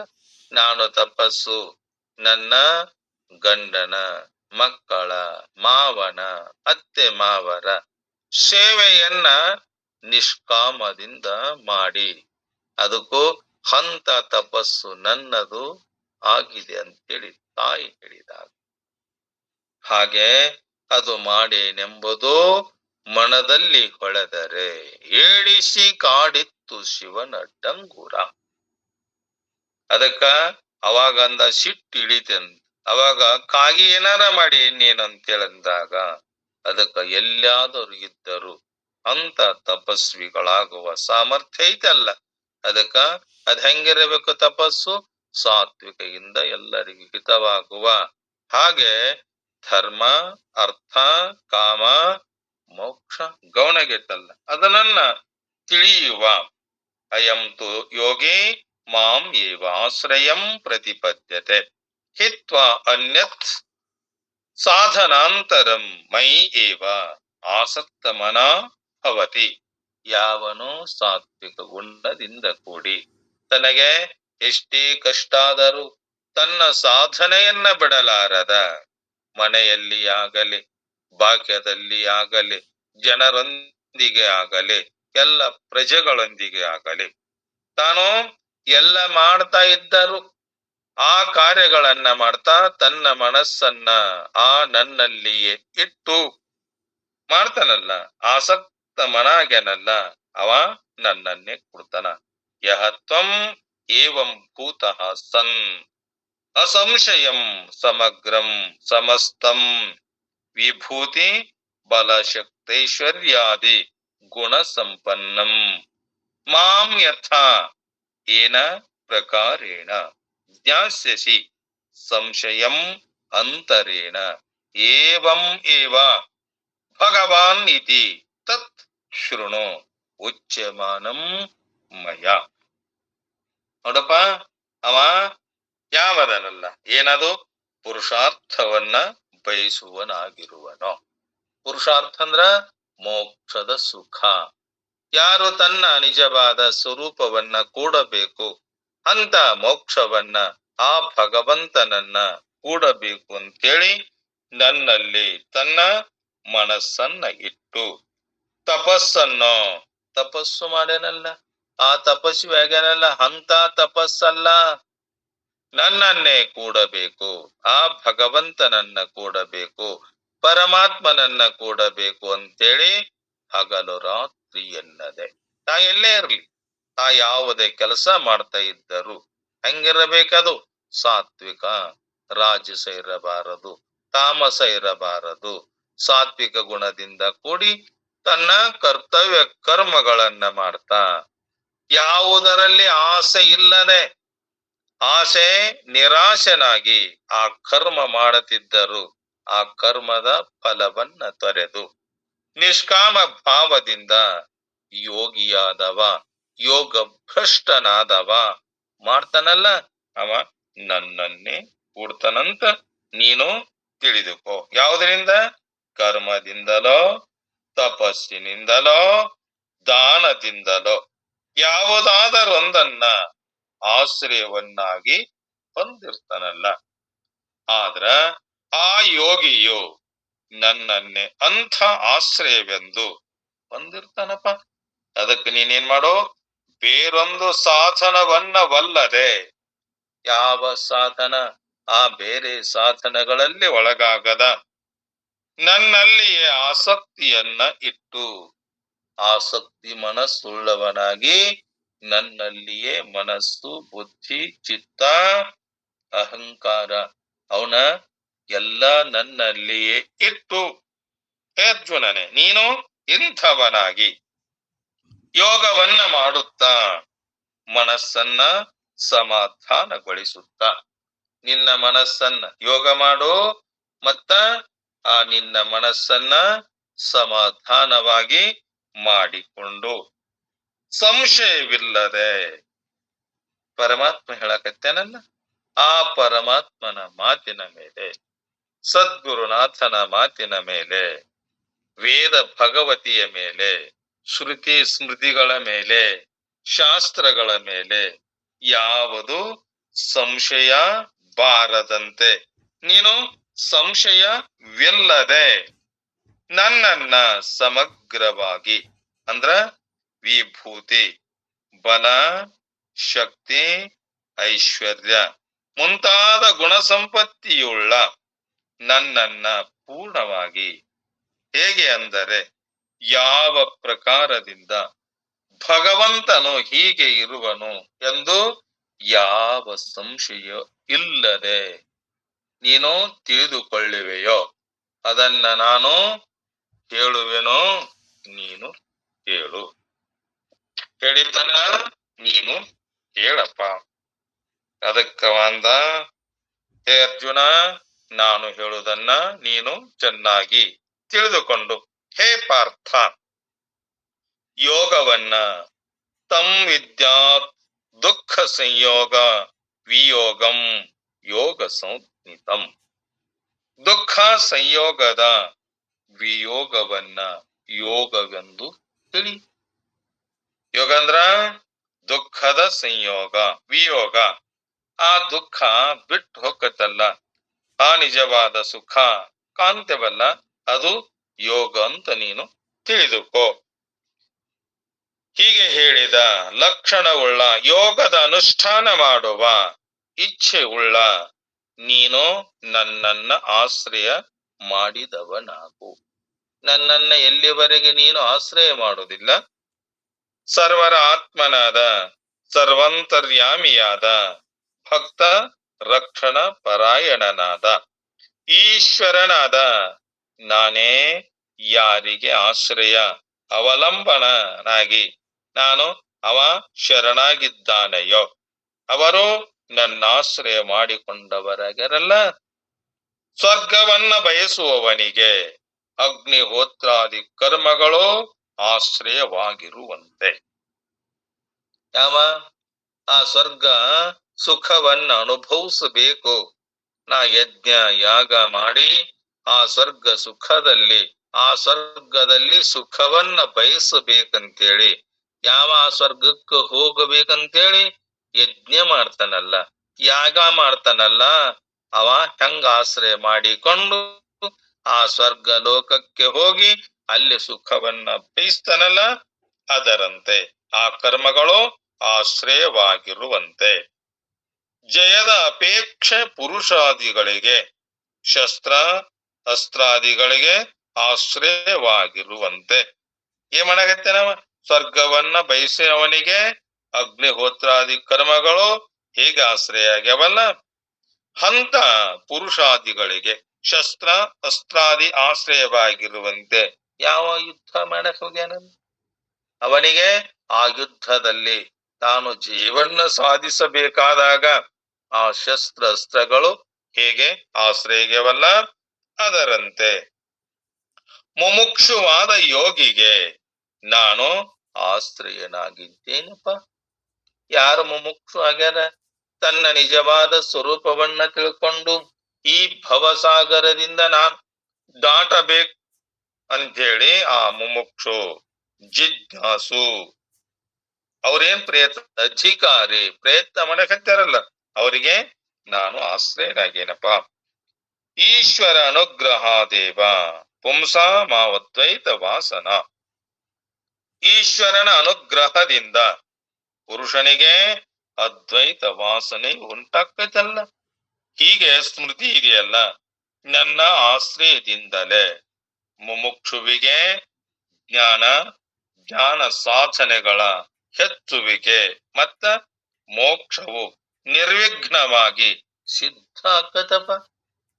ಯಾವನು ನನ್ನ ಹೊಂದಬೇಕಂತೇಳಿ ತಾನು ಮಾಡುವ ಕರ್ತವ್ಯ ಕರ್ಮದಲ್ಲಿ ಧರ್ಮ ಅರ್ಥ ಕಾಮ, ಆ ಧರ್ಮದಿಂದ ಅವನ್ನೆಲ್ಲ ಆಶ್ರಯ ಮಾಡಿಕೊಂಡು ಯಾವ ಆ ಕರ್ಮಗಳನ್ನ ಮಾಡಿದರೂ ಆ ಕರ್ಮದಲ್ಲಿ ಫಲಾಪೇಕ್ಷೆಯನ್ನ ಇಲ್ಲದೆ ನನ್ನನ್ನೇ ಕೂಡಬೇಕಂತೇಳಿ ಪ್ರಯತ್ನ ಮಾಡ್ತಾನಲ್ಲ, ಆ ಜ್ಞಾನ ಸಾಧನೆಗಳ ಹೆಚ್ಚುವಿಕೆ ಯಾವದಕ್ಕ?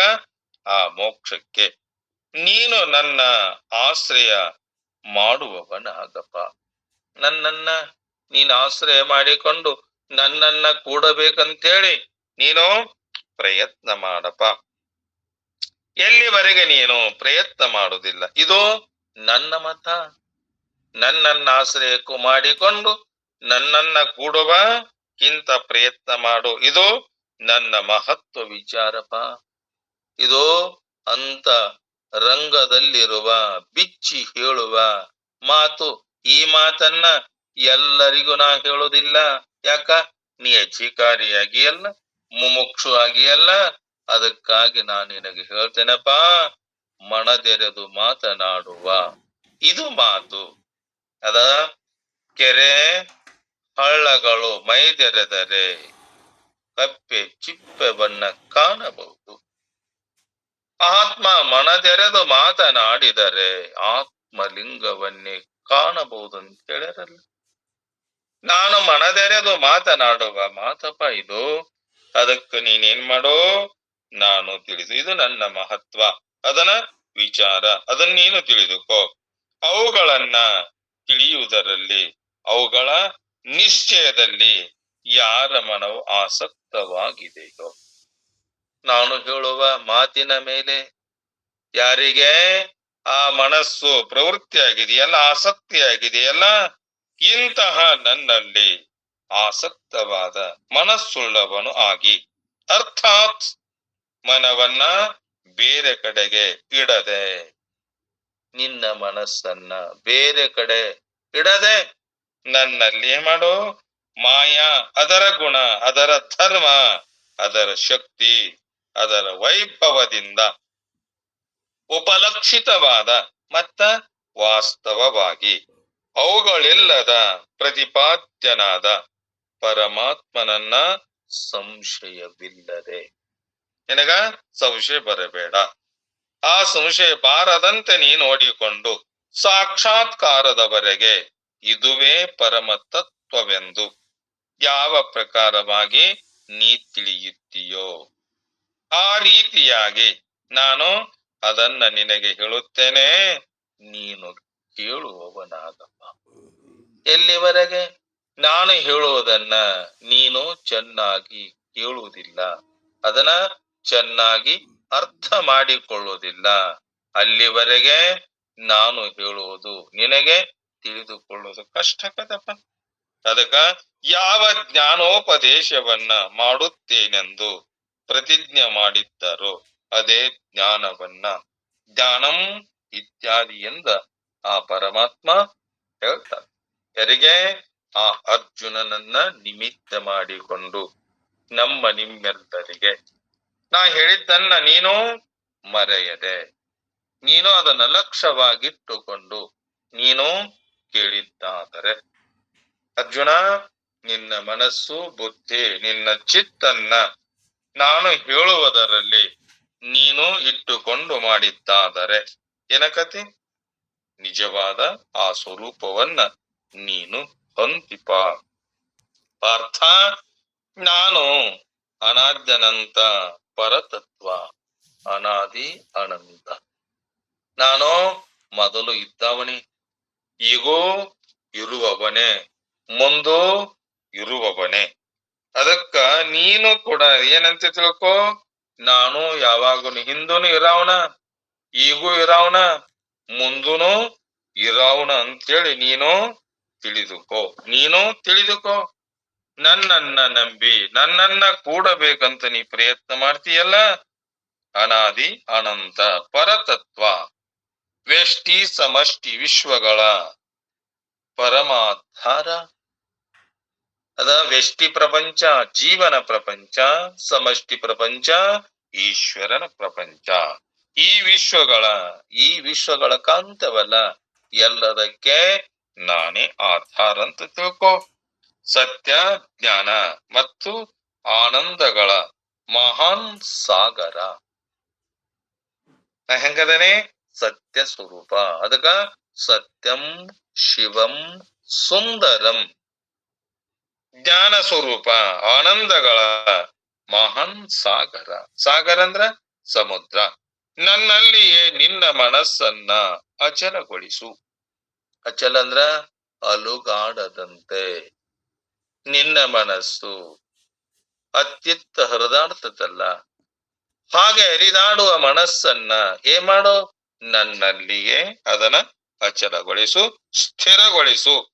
ಉಳಿದೆಲ್ಲ ನಶ್ವರ ಪ್ರಪಂಚವನ್ನ ಮರೆತು ನನ್ನನ್ನೇ ಆಶ್ರಯಿಸು. ಈ ಪ್ರಪಂಚ ಕಾಣೋದು ಸತ್ಯ ಅಂತ ತಿಳ್ಕೊಂಡು ಅದರ ಬೆನ್ನ ಹತ್ತಿ ಕ್ಷಣಿಕ ಸುಖಕ್ಕಾಗಿ ಸಾಗರದಷ್ಟು ದುಃಖವನ್ನ ಅನುಭವಿಸಿ ನೀನೇನಂತ ತಿಳ್ಕೊಂಡಿ, ಅದರೊಳಗ ಸುಖ ಆಯ್ತಂತ ತಿಳ್ಕೊಂಡಿ ಅಲ್ಲ. ಇದು ಕಣ್ಣಿಗೆ ಕಾಣುವುದು ಹೆಂಗಿದೆ, ಇದು ನಶ್ವರ ಪ್ರಪಂಚ. ನಶ್ವರ ಅಂದ್ರ ಇಲ್ಲದಂತೆ ಆಗುವುದು, ಇಲ್ಲದ ವಸ್ತು ಉಂಟೆನಿಸುವುದು. ಒಂದು ಸಲ ಇದು ಕಾಣ್ತದಂದಾಗ ಮೊದಲಿತ್ತೇನು ಇಲ್ಲ, ಇಲ್ಲದಿದ್ದರೂ ಐತಂತೆ ಕಾಣ್ತದಲ್ಲ. ಸ್ಥಿರವಾಗಿರ ಐತೇನು, ಸ್ಥಿರವಾಗಿರುವಂತದ್ದು ಅಲ್ಲ, ಇಲ್ಲದ ಲೋಕವನ್ನುಂಟೆನಿಸುವುದು. ಅದು ಇದು ಮಾಯಾ ಪ್ರಪಂಚ, ಇದು ನಶ್ವರ ಪ್ರಪಂಚ. ಇದನ್ನ ಮರೆತು ನೀನೇನ್ ಮಾಡೋ, ನನ್ನನ್ನೇ ಆಶ್ರಯಿಸು. ನಿನ್ನದೆಂಬುದನ್ನೆಲ್ಲ ನನಗೆ ಅರ್ಪಿಸು. ಈಗ ನಂದು ನಾನು ಅಂತ ತಿಳ್ಕೊಂಡು ಕುಂತೀಯಲ್ಲ, ನನ್ನದನ್ನೋದೇನೈತಲ್ಲ ಅದನ್ನೇನ್ ಮಾಡೋ, ನನಗೆ ಎಲ್ಲವನ್ನ ಅರ್ಪಿಸು. ನಿನ್ನ ಅಹಂಭಾವವನ್ನು ಕೂಡ ನನ್ನ ಮಡಿಲಲ್ಲಿ ನಿವೇದಿಸು. ಅಹಂಕಾರ ಇದು ನನಗೆ ಬೇಕು, ನನಗಿದು ಬೇಕು, ಅದು ಬೇಕು ಅಂತೇಳಿ ಅದನ್ನು ತಿಳ್ಕೊಂಡು ನೀನೇನ್ ಮಾಡಕತ್ತಿ, ದುಃಖ ಪಡಕತ್ತಿಯಲ್ಲ. ಅದನ್ನೇ ಮಾಡೋ, ಅಹಂಭಾವವನ್ನು ನನಗೆ ನನ್ನ ಮಡಿಲಿನಲ್ಲಿ ನನಗೆ ಅದನ್ನ ನಿವೇದಿಸು. ಅನ್ಯ ಚಿಂತನೆ ಬಿಟ್ಟು ನನ್ನ ಧ್ಯಾನ ಯೋಗವನ್ನ ಅಭ್ಯಸಿಸು. ಅನ್ಯ ಚಿಂತೆ, ಬೇರೆ ಚಿಂತೆ ಮಾಡಿ ಯಾಕ ನೀನ್ ಮಾಡ್ತಿಪ್ಪ, ಅದನ್ನೇನ್ ಮಾಡು, ಅದನ್ನ ನನ್ನ ಧ್ಯಾನ ಯೋಗವನ್ನ ಅಭ್ಯಾಸ ಮಾಡುತ್ತಿರು. ಅನಾತ್ಮ ಪ್ರಪಂಚ ಬಿಟ್ಟು ಅನಂತಾತ್ಮನಾದ ನನ್ನನ್ನೇ ತಿಳಿದುಕೋ. ಈ ಜನ್ಮದಲ್ಲಿ ಈ ನನ್ನ ತಿಳಿದುಕೊಳ್ಳುವ ಜನ್ಮ ಯಾವುದು ಅಂದ್ರ ಈ ಮಾನವ ಜನ್ಮ ಮಾತ್ರ. ಈ ಮಾನವ ಜನ್ಮವನ್ನ ಬಿಟ್ಟು ಬೇರೆ ದೇಹಗಳನ್ನ ನೀನು ಧಾರಣ ಮಾಡಿಕೊಂಡು ಬಂದಿದ್ದಾದರೆ ಆ ಜನ್ಮಗಳಲ್ಲಿ ನನ್ನನ್ನ ತಿಳಿದುಕೊಳ್ಳುವ ಸಾಮರ್ಥ್ಯ ಇಲ್ಲಪ್ಪ. ಈ ದೇಹ ಬಿಟ್ಟು ಹೋಗುವುದರೊಳಗಾಗಿ ಏನ್ ಮಾಡು, ನನ್ನನ್ನೇ ನೀನು ಕೂಡು. ಅದನ್ನ ನನ್ನ ನಿಜವಾದ ಸ್ವರೂಪವನ್ನ ತಿಳಿದುಕೋ. ಜ್ಞಾನ ಯೋಗವನ್ನ ಆಚರಿಸು. ಹೀಗೆ ಮಾಡಿದೆಯಾದರೆ ನನ್ನನ್ನ ಸಂಪೂರ್ಣವಾಗಿ ಅಸ್ಪಂದಿಗ್ಧವಾಗಿ ಅರಿತುಕೊಳ್ಳುವೆ.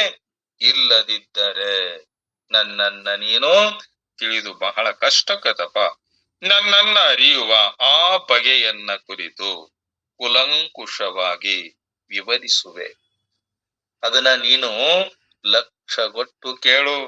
ನನ್ನ ಹೆಂಗ ಕೂಡಬೇಕು, ಹೆಂಗ ತಿಳ್ಕೋಬೇಕು, ಅದನ್ನ ನಾನು ಹೇಳುವುದನ್ನ ಲಕ್ಷ್ಯವಾಗಿ ಇಟ್ಟು ಕೇಳು. ಕಾಣುವ ಜಡ ವಿಶ್ವವು ಪರಮಾತ್ಮನ ಸಾಕಾರ ರೂಪ. ಇದೇನಿದೆ, ಇದು ಕಾಣುವ ಜಡವಾಗಿರುವ ಈ ರೂಪ ನನ್ನ ಸಾಕಾರ ರೂಪಪ. ಕಾಣದ ಜೀವ ರೂಪ ಅಜಡ ವಿಶ್ವವು ದೇವನ ನಿರಾಕಾರ ರೂಪ.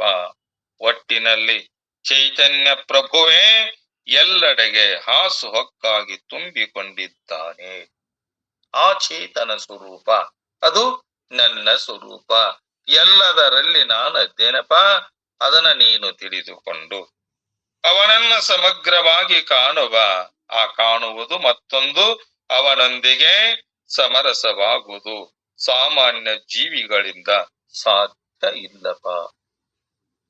ಸಾಮಾನ್ಯವಾದ ಯಾರೋ ಆ ಭಗವಂತನ ಕಡೆಗೆ ಮುಖ ಮಾಡಿಲ್ಲ.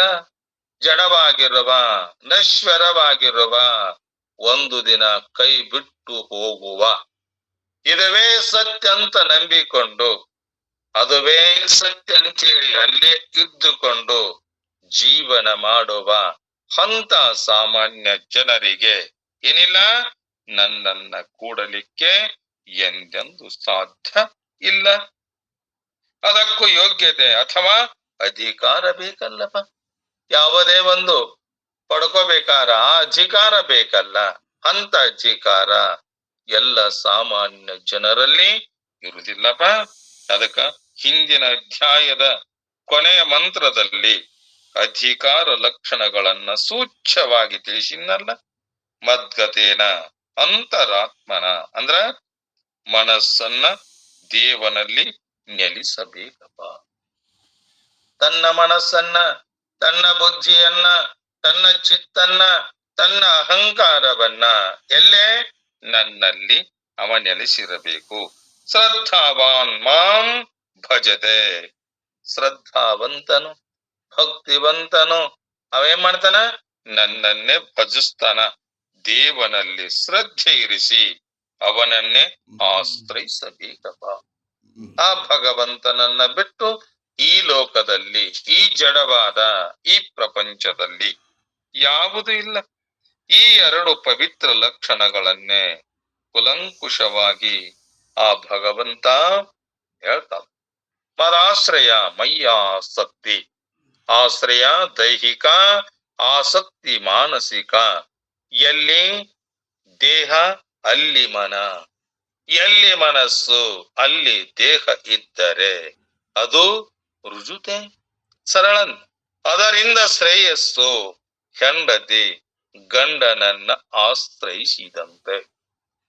ಹೆಂಡತಿ ಆ ಗಂಡ ತನ್ನ ಆಶ್ರಯದಾತಗೆನಲ್ಲ, ತನ್ನ ತವರು ಮನೆಯನ್ನ ಬಿಟ್ಟು ಗಂಡನ ಮನೆಗೆ ಹೋಗಿ ತನ್ನ ತವರ ಮನೆಯಲ್ಲಿರುವ ತಂದೆ ತಾಯಿಗಳನ್ನ, ಬಂಧು ಬಾಂಧವರನ್ನ, ಅಣ್ಣ ತಮ್ಮಂದಿರನ್ನ, ಎಲ್ಲ ಅಕ್ಕ ತಂಗಿಯರನ್ನ ಎಲ್ಲರನ್ನು ಬಿಟ್ಟು ಹೋಗಿ ಗಂಡನನ್ನೇ, ಆ ಗಂಡನೇ ನನ್ನ ನಿಜವಾದ ದೇವನಂತೇಳಿ ಆಶ್ರಯಿಸಿ ಗಂಡನಲ್ಲಿ ಆಸಕ್ತಳಾಗಿರಬೇಕಲ್ಲ.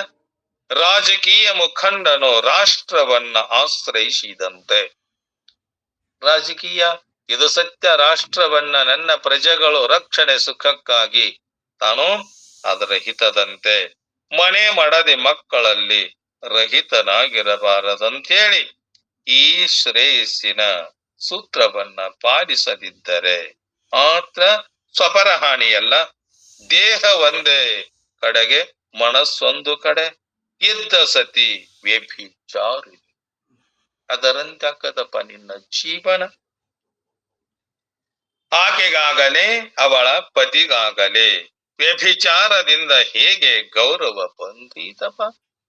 ಅವರಿಗಾದರೂ ಮಾನ ಮರ್ಯಾದೆ ಗೌರವ ಸಿಗಬಹುದೇ? ಸಿಗುವುದಿಲ್ಲ. ಅದರಂತೆ ವ್ಯಭಿಚಾರಶೀಲನಾದ ರಾಜಕಾರಣಿಯಿಂದ ದೇಶಕ್ಕೆ ದೇಶವೇ ಹಾಳಾಗಿ ಹೋಗಿದಂತೆ. ಆ ರೂಪಕದಿಂದ ವಿವರಿಸುವುದಾದರೆ ವ್ಯಭಿಚಾರಿಗಳು ಬೆಕ್ಕಿನ ಜಾತಿಯನ್ನು. ಬೆಕ್ಕು ಪೋಷಿತವರ ಹಿಟ್ಟಿನ ಬುಟ್ಟೆಯಲ್ಲಿ ಹೊಲಸು ಮಾಡ್ತದಲ್ಲ, ಇಂಥ ರುಜುಗುಣದ ಅವ್ಯಭಿಚಾರಿಗಳದು ಪ್ರಾಮಾಣಿಕ ನಾಯಿಯ ವರ್ಗ. ನಾಯಿಯ ದೇಹ ಮನ ಒಂದೇ ಕಡೆ. ಅದು ತನ್ನ ಪೋಷಕರನ್ನ ಜೀವದ ಅಂಗ ಹರಿದು ರಕ್ಷಿಸುತ್ತದೆ. ಅಗ್ನಿ ನಿತ್ಯಂತವಾದ ಪ್ರಕೃಷ್ಟವಾಗಿರುವ ಆ ಭಕ್ತಿ ಇಟ್ಟಿರುವ ಶ್ರದ್ಧೆಯನ್ನಿಟ್ಟಿರುವ ಆ ನಾಯಿ ಏನ್ ಮಾಡ್ತತಿ? ತನ್ನ ಮಾಲಕರಿಗೆ ಯಾರಾದರೂ ತೊಂದರೆ ಬಂದರೆ ಅದು ತನ್ನ ಪ್ರಾಣವನ್ನ ಪಣಕ್ಕಿಟ್ಟಾದರೂ ಹೋರಾಡಿ ತನ್ನ ಮಾಲಕನನ್ನ ರಕ್ಷಣೆ ಮಾಡ್ತದಂತ. ಯಾವುದು ಆ ನಾಯಿ? ಬೆಕ್ಕು ವಂಚಕ ನಾಯಿ, ನಂಬಿಗಸ್ಥ ವಂಚಕ. ಜೀವನ ಕಷ್ಟ ನಷ್ಟಗಳಿಂದ ಕುಡಿತಲ್ಲ. ನಂಬಿಕೆಯ ಜೀವನ ಸುರಕ್ಷಿತವಾಗಿದೆ. ಎಲ್ಲಿ ನಂಬಿಕೆ ಇದೆಯಲ್ಲ ಆ ಜೀವನ ಸುರಕ್ಷಿತ. ನಂಬಲಾರದ ಜೀವನ ಅದು ಸುರಕ್ಷಿತವಾಗಿರುವುದಲ್ಲ ಅಲ್ಲನು. ಅದಕ್ಕ ತನ್ನ ಜೀವಕ್ಕಿಂತ ಹೆಚ್ಚು ಪ್ರೀತಿ ಇಟ್ಟಾಳ ಯಾರು? ಒಬ್ಬ ಹೆಣ್ಣು ಮಗಳು ತನ್ನ ಗಂಡನ ಮೇಲೆ ಪತಿವ್ರತವಾದ ಶಿರೋಮಣಿ ತನ್ನ ಗಂಡನನ್ನ ಪ್ರೀತಿಸ್ತಾಳಲ್ಲ, ಎಂಥ ಪರಿಸ್ಥಿತಿಯಲ್ಲಿ ಕೂಡ ರಕ್ಷಣೆ ಮಾಡ್ತಾಳಲ್ಲ. ಬಡತನ ಬರ್ಲಿ, ಸಿರಿತನ ಬರಲಿ, ಯಾಕ ತನಗೆ ಆಶ್ರಯ ಆಗಿರುವ ಆಕೆ ರಕ್ಷಣೆ ಮಾಡ್ತಾಳಲ್ಲ. ಹಾಗೆ ತನ್ನ ಜೀವಕ್ಕಿಂತಲೂ ಹೆಚ್ಚು ಪ್ರೀತಿ ಮಾಡಿ ಅಂತ ಪರಿಸ್ಥಿತಿಯಲ್ಲಿ ರಕ್ಷಣೆ ಮಾಡ್ತಾಳಲ್ಲ.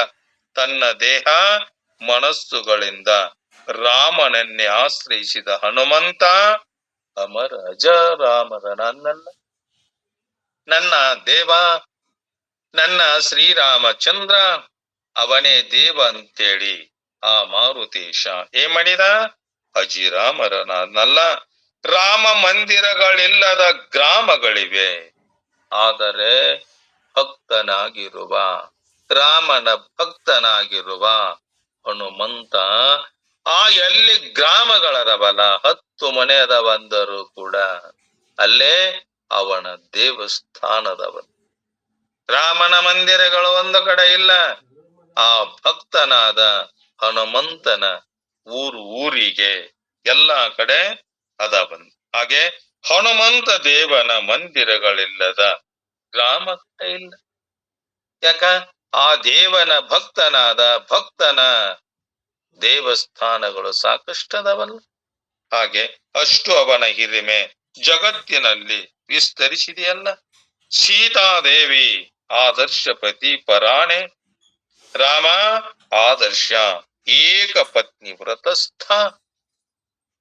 ಅದರ ಮಧ್ಯದ ಅನ್ಯೋನ್ಯ ಆಶ್ರಯ ಆಸಕ್ತಿಗಳು ಅನುಕರಣೀಯವಾಗಿದ್ದು ಅಲ್ಲ, ಎಂದೇ ದೇವತೆಯ ಸ್ಥಾನ ಅವರಿಗೆ ಕೊಡಲಾಗಿದೆಲ್ಲ.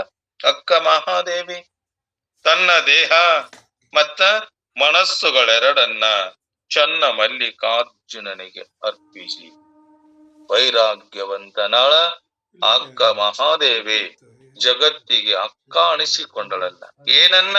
ಆ ಮಲ್ಲಿಕಾರ್ಜುನನಿಗೆ ತನ್ನದನ್ನೋದು ಎಲ್ಲವನ್ನ ಅರ್ಪಿಸಿ ಆಕೆ ಅಮರಳಾದಳಲ್ಲ. ಅವಳ ಒಂದು ವಚನದಲ್ಲಿ ಈ ಅರ್ಪಣೆ ವ್ಯಕ್ತವಾಗಿದೆ. ಸಾವಿಲ್ಲದ, ಕೇಡಿಲ್ಲದ, ರೋಹಿಲ್ಲದ ಚೆಲುವಂಗ ನೊಲಿದೆನವ್ವ. ಎಡೆ ಇಲ್ಲದ, ಕಡೆ ಇಲ್ಲದ, ತೆರೆ ಇಲ್ಲದ, ಕುರುಹಿಲ್ಲದ ಚೆಲುವಂಗ ನೊಲಿದೆನವ್ವ.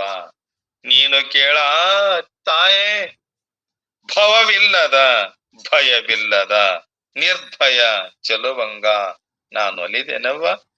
ಕುಲು ಸೀಮೆ ಇಲ್ಲದ ನಿಸ್ಸೀಮ ಚೆಲುವಂಗ ನೊಲಿದೆ.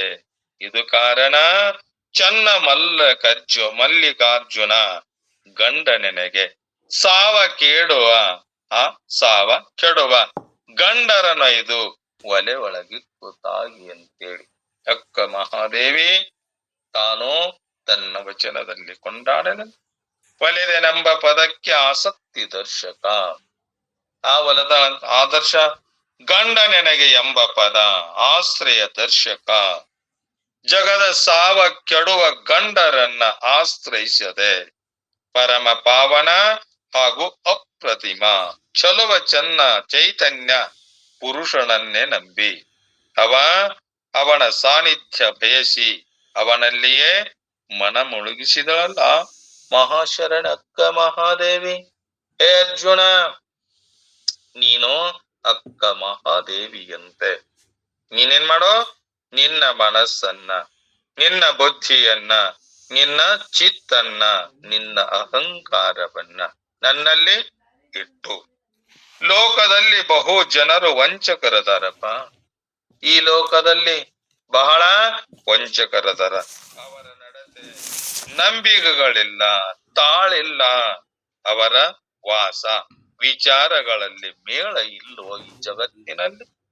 ಅವರು ದೇಹದಿಂದ ಶುದ್ಧರು, ಮನದಿಂದ ಅಶುದ್ಧರು.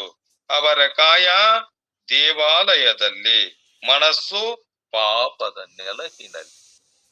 ಮನಸ್ಸೆಲ್ಲಿದೆ? ಪಾಪದ ಕಡೆಗೆ ಇದೆ. ದೇಹ ಎಲ್ಲಿದೆ? ದೇವಾಲಯದಲ್ಲಿ. ಇದೆಲ್ಲ ತನು ಮುಟ್ಟಿ ಮನ ಮುಟ್ಟದೆ ದೂರವಾದರಯ್ಯ.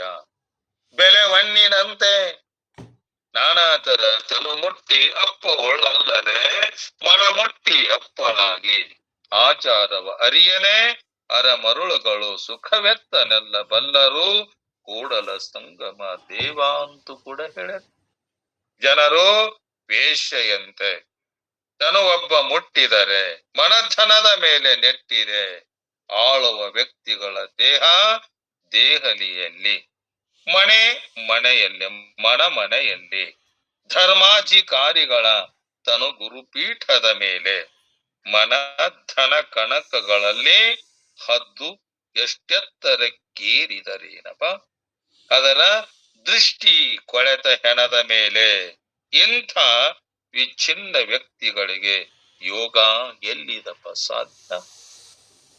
ಭಗವಂತನನ್ನ ಮರೆತು ಅನ್ಯ ವಿಷಯಕ್ಕೆ ತಮ್ಮ ಮನಸ್ಸನ್ನ ಕಳಿಸಿ, ಅದಕ್ಕೇನಂತರ ಬಹಳ ಆಕಾಶದೆತ್ತರವಾದಿರುವ ಹದ್ದು ಆ ಕೊಳತನಾರುವ ಹೆಣದ ಮೇಲೆ, ಆ ಮಾಂಸದ ತುಂಡಿನ ಮೇಲೆ ಅದು ಮರುಗುವಂತೆ, ಅದು ಕೊಳೆತನಾರುವ ಇಂಥ ವಿಚ್ಛಿನ್ನ ವ್ಯಕ್ತಿಗಳಿಗೆ ಅದು ಯೋಗ ಸಾಧ್ಯ ಆಗುವುದಿಲ್ಲಪ್ಪ. ಹೇ ಅರ್ಜುನ, ದೇಹ, ಇಂದ್ರಿಯ, ಮನ, ಬುದ್ಧಿ, ಅಹಂಕಾರಗಳೆಲ್ಲ ಮಾಡು ಪರಮಾತ್ಮನ ಅಖಂಡ ಬೆಳಗು ಮೂಡಿ ನಿಲ್ಲಬೇಕಾದ್ರ ಬಾಹ್ಯಾಂತರ ಶುದ್ಧಿಯಾಗಬೇಕಪ್ಪ. ಒಳಗು ಹೊರಗು, ದೇಹದಲ್ಲಿ ಸದಾಚಾರ, ಇಂದ್ರಿಯಗಳಲ್ಲಿ ಸಂಯಮನ, ಮನಸ್ಸಿನಲ್ಲಿ ಧ್ಯಾನ, ಬುದ್ಧಿಯಲ್ಲಿ ಆತ್ಮವಿದ್ಯೆ, ಅಹಂದಲ್ಲಿ ಆತ್ಮಭಾವ ನೆಲೆಗೊಳ್ಳಬೇಕಪ್ಪ. ಅದನ್ನ ಸಾಧಿಸಿದವನಿಗೆ ನಿಸ್ಸಂದಿಗ್ಧವಾಗಿ ಮುಕ್ತಿ ದೊರೀತೈತೆಪ್ಪ. ಅಂತ ಮುಕ್ತಿಯನ್ನ ನೀನು ಹೊಂದು. ಎಲ್ಲಿವರೆಗೆ ಅದನ್ನ ಹೊಂದುದಿಲ್ಲ, ಅದು ನಿಜವಾದ ತಿಳುವಳಿಕೆ ಆಗುದಿಲ್ಲಪ್ಪ ಅರ್ಜುನ ಅಂತೇಳಿ ಇನ್ನ ಹೇಳುವುದು ಸಾಕಷ್ಟು ಐತಿ. ಸಮಯ ಆ ಚಿಂತನೆಯನ್ನ ಮತ್ತೆ ನಾಳೆಯ ದಿನದಲ್ಲಿ ನಾವು ನೀವೆಲ್ಲರೂ ಚಿಂತನೆ ಮಾಡಬಲ್ಲಿಗೆ 2 ವಾಕ್ಯ ಪುಷ್ಪಗಳನ್ನ ಸದ್ಗುರುನಾಥರ ಚರಣಾರವಿಂದಗಳಲ್ಲಿ ಸಮರ್ಪಿಸಿ, ಶ್ರೀಕೃಷ್ಣ ಪರಮಾತ್ಮ ನಡೆದ ಅವರುಗಳಲ್ಲಿ ಸಮರ್ಪಿಸಿ, ತಮ್ಮೆಲ್ಲರಿಗೂ ಶರಣಾರ್ಥಿಗಳು. ಶಿವ ಸ್ವರೂಪಿಗಳೇ.